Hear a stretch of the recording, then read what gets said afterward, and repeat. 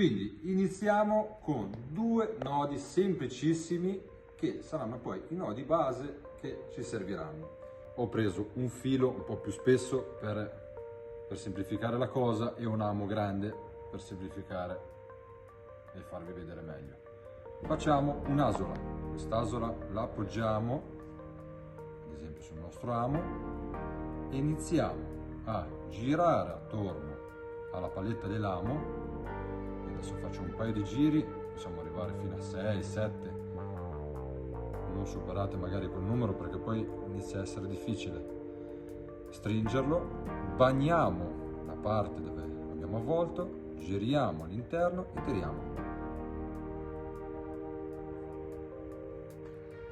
E il nostro nodo è bello che è fatto.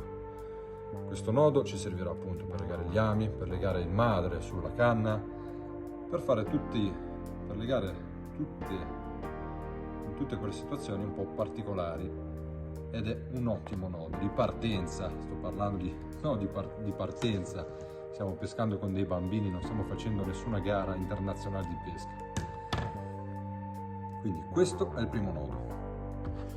Adesso invece vi faccio vedere un secondo nodo.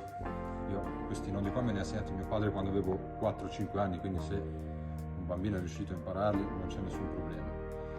L'asola, abbiamo fatto vedere un nodo particolare per legare gli ami e quant'altro. Vi faccio vedere un'asola. L'asola poi vedremo a che cosa serve saper fare un'asola. Doppiamo il filo, semplicissimo. Giriamo all'interno, 1, 2 e 3. Dopodiché si bagnerà questa parte qua e si tira.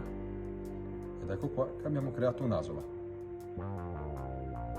Questo nodo qua non si muove, l'asola è ferma a 3 giri. Adesso poi andiamo a montare la canna per il nostro bambino e vediamo cosa serve quest'asola.